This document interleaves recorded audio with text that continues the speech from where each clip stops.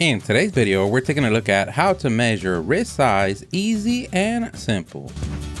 This is so easy, anyone could do everything that we use on the video. We're going to leave a link on the description. Don't forget to like the video and subscribe. That does help us out a lot. Thank you. So you woke up today and measuring your big beautiful wrist is in your mind. Don't worry, here at the StatUpBox team, we've got your back. A few blocks away, but a back is a back. If you want to verify your ring size, we'll leave a link to our video on the description. And in today's video, we're going to see different techniques. This is going to work for watches, expandable bracelets, and even solid non-expandable bracelet. And we're going to use tools from no cost to you, things laying around the house, to a few bucks. Links in the description. And the first and easiest technique is using something that you know that already fits. So if you're surprising a special someone or even looking for yourself, you can get that watch or bracelet and compare the size. And the first tool that we're going to use for that is a Bracelet Sizer mandrel, and they can come in two forms: round and oval. In this particular case, we're using round, which is the most common. If you're looking for an oval bracelet, then oval is the way to go. So as you can see, Watson has a 6¼ inch wrist. So if you're using an adjustable strap hole watch, then you want to place it on your wrist. Remember the hole where you placed it at, and then place it in the mandrel. If you have a metal brace watch and it's already adjusted to size, then you would just place it in the mandrel. And now that this video went rated R with inserting things,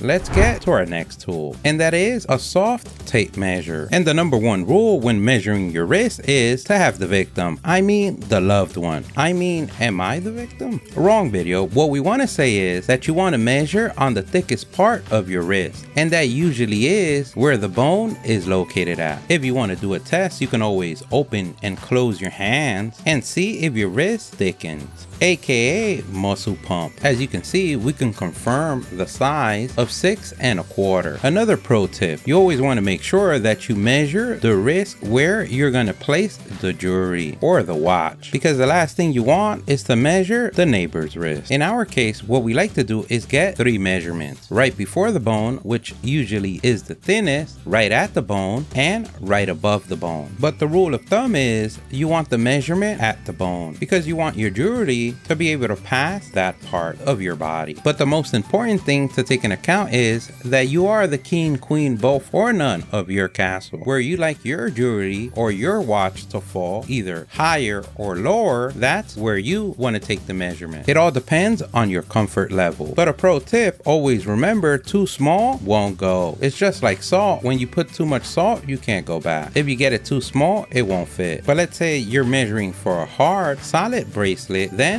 you want to measure at your hand. So bringing your fingers together and placing your hand on a pointy form, aka ultra rated R, then we measure in the thickest part. But let's say you want to step up your game and you want to measure other parts of your body, wink wink, like your waist clearly. We can also use a body measuring tape tool that you can get online for a few bucks. Links in the description. The good thing about this particular tape is that it is retractable, and it would basically adjust by itself to the body's proportions. But remember, we're looking for the one on the bone. So as you can see, Watson has a 6¼ inch wrist. And remember, if you're measuring for a hard, non-adjustable bracelet, you want to measure in the ultra rated R version, the pointy closed fingers. The next tool that you can also get for a few bucks is a Bracelet Sizer measuring tool, which is adjustable. So just like the tools before, is the same technique. We want to measure at the bone or where it feels more comfortable for your wearing. Adjust and tighten the measuring tool until you feel comfortable. As you can see, we get 6½. If we count for the little buckle, then we can say it is 6¼ And remember, the great thing about having different tools for the same job is that you can confirm your measurements with another. And remember, if you're measuring for a hard, non-adjustable bracelet, you want to measure in the ultra rated R version, the pointy closed fingers. But let's say they don't call you MacGyver for no reason, and spending money is not on the list. Your loved one doesn't deserve it.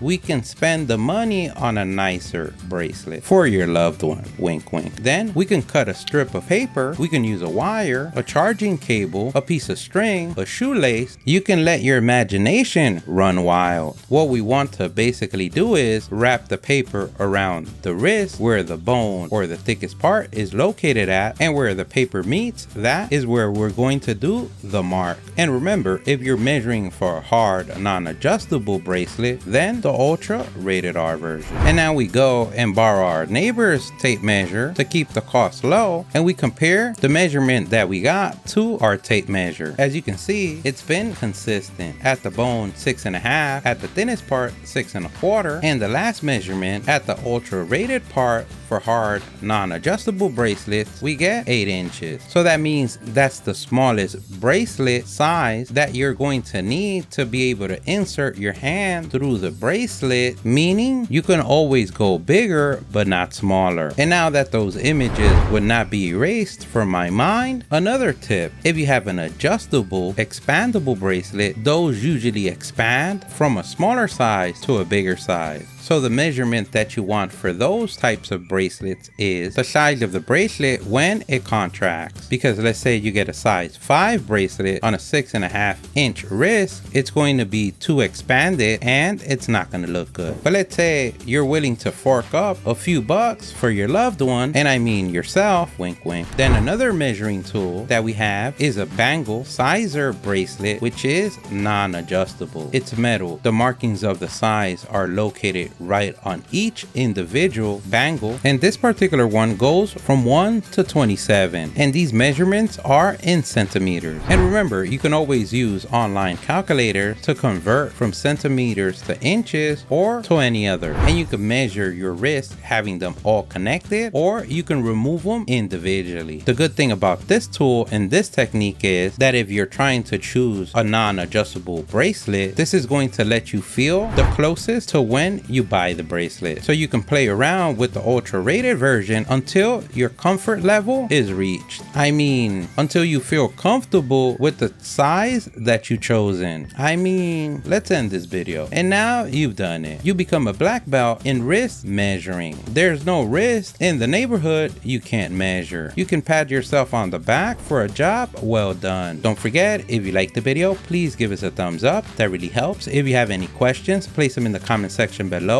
Either someone on the StatUpBox team or someone on the YouTube community can help you out with an answer. Don't forget to subscribe, follow us on social media. Thank you for watching, and here's a link to our latest video.